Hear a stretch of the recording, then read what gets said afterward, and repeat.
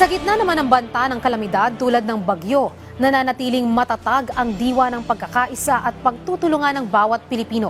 Mula sa mga komunidad hanggang sa mga opisyal ng pamahalaan, sama-samang kumikilos ang lahat para masigurong ligtas at handa ang bawat isa. May report si Floyd Brenz ng PTV. Muling nasilayan ang di mabilang na halimbawa ng kabayanihan sa gitna ng pananalasa ng bagyo. Sa isang uploaded na video ni Sherwin Taay, makikita ang pagsagip sa ilan nating mga kababayan na mangingisda. Pinangunahan ito ng Bureau of Fisheries and Aquatic Resources kasama ang ilang civilian volunteers.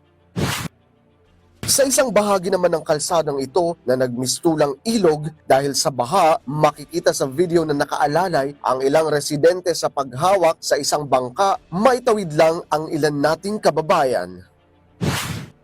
Samantala, apektado rin ang ilang bahagi ng Maguindanao del Sur kaya pansamantala munang inilipat ang mga pasyente ng Buluan District Hospital sa Maguindanao del Sur Women's Center Poblacion Buluan sa tulong ng mga opisyal at ilang volunteers din. Ang grupong Batang Badnela naman, isang youth organization ay naghatid ng tulong sa ilan nating kababayan na nasa evacuation centers.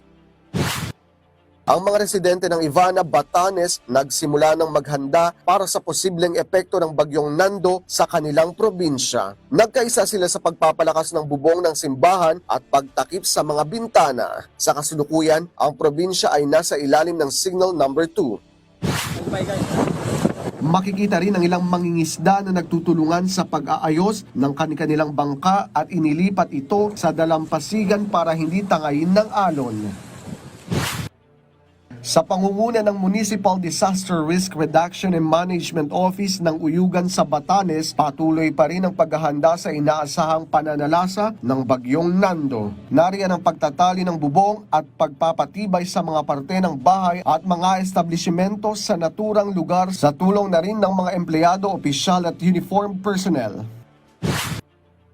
Sa Batanes pa rin, lahat ay nagtulong-tulong para isalba ang mga pinagkakakitaan ng mga taga-Sabtang Batanes dahil sa banta ng Super Typhoon Nando. Lahat ng bangka mula maliit hanggang sa malaking bangka, iniakyat sa lupa at itinali.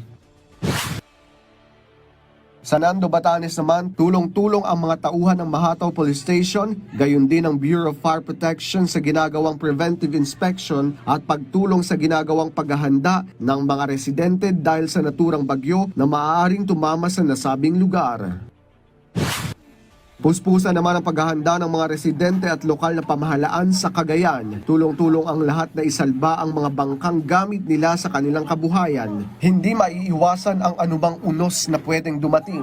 Pero may magagawa tayo para makaiwas sa matinding peligro nitong dala sa ating buhay at ari-arian. Para sa Integrated State Media, Floyd Brenz, PTV.